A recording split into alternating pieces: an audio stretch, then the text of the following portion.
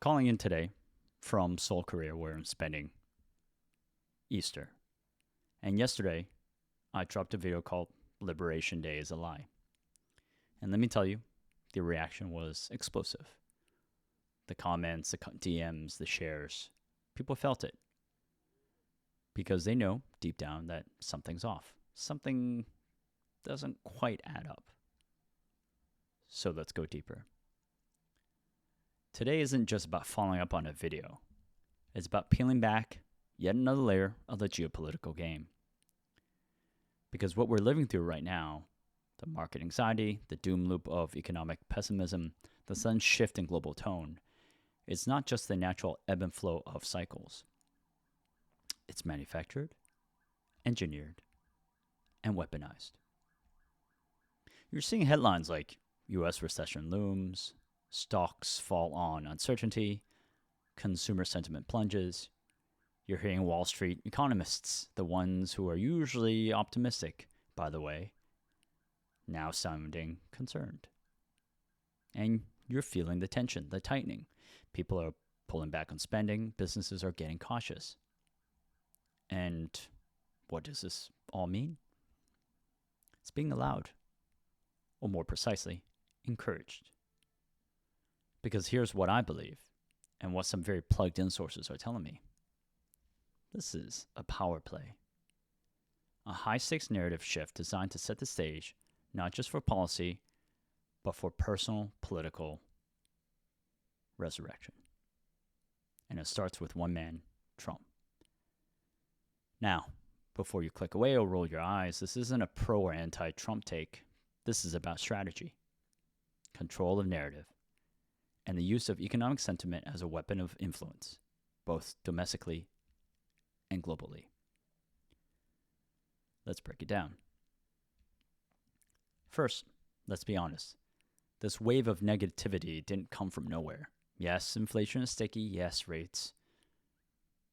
But what we're seeing now, this pervasive pessimism is being pushed heavily. Why? Because if you want to rewrite the script, you have to first burn the old one. You have to make Americans feel like we're heading into another downturn. You have to create an environment of fear, or at least hesitation. You want the average voter to think something's not right. The people in charge don't know what they're doing. And that sets the emotional stage for what comes next. A strong man with a solution. Someone who says, I've done this before, I'll do it again. And this time, we do it my way. But this isn't just for show. It's not just campaign optics. This is part of a negotiating strategy on the global stage. Now here's what I'm hearing, and what I believe is happening behind the scenes. There's a quiet but coordinated push to make global leaders, from allies to adversaries, feel like the current American leadership is weak, distracted, and unable to stabilize the home front. It creates a vacuum, a sense of instability. And into that vacuum walks Trump, or at least the idea of Trump, a figure that countries may not like, but one they understand, one who cuts deals, one who says, don't go through a system, don't wait for the administration, come to me, strike a deal with me, and I'll fix it. Think about it. This isn't about diplomacy. It's about disintermediation. It's about bypassing existing institutions, even though they're gutted. The State Department, NATO, the UN, even the Fed. It's about turning Trump into the apex negotiator. And foreign governments are paying attention. They're hedging their bets. They're asking, do we negotiate with Trump now? Do we talk to him directly? And that's exactly the point. By creating economic uncertainty and media chaos now, you prime the world to seek out an anchor, a strong man, a dealmaker, the savior. But it goes even deeper.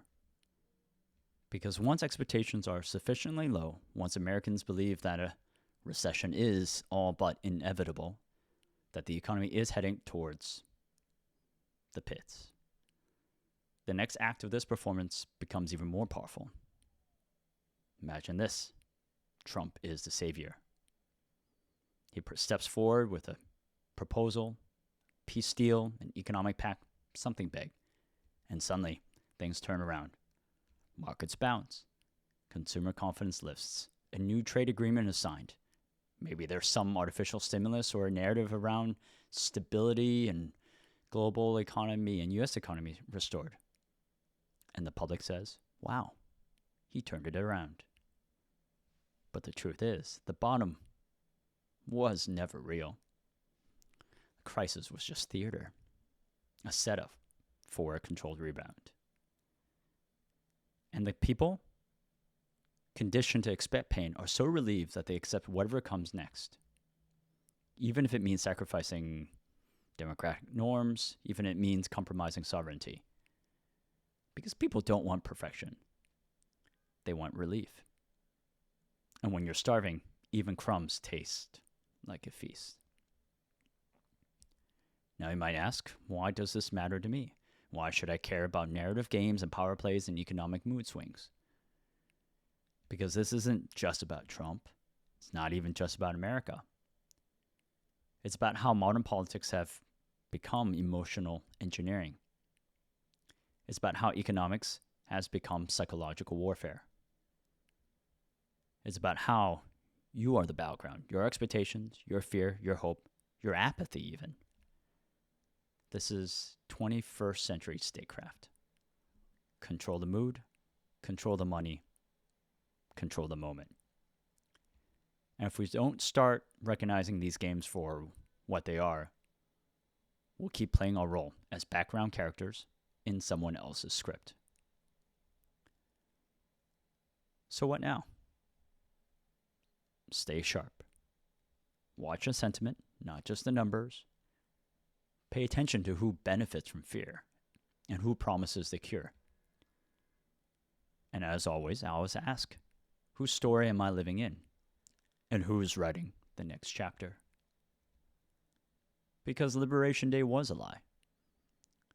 But the sequel might be even more seductive. And that's exactly how they want it.